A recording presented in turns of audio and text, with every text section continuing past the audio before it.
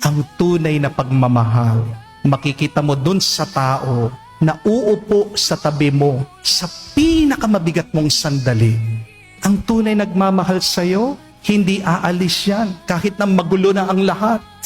Yung mananatili kahit na wala ka nang maibigay sa kanya. Ang tunay na nagmamahal sa'yo ay yung alam niya yung pinakagrabe mong ugali, pero pipiliin at pipiliin ka pa rin niya.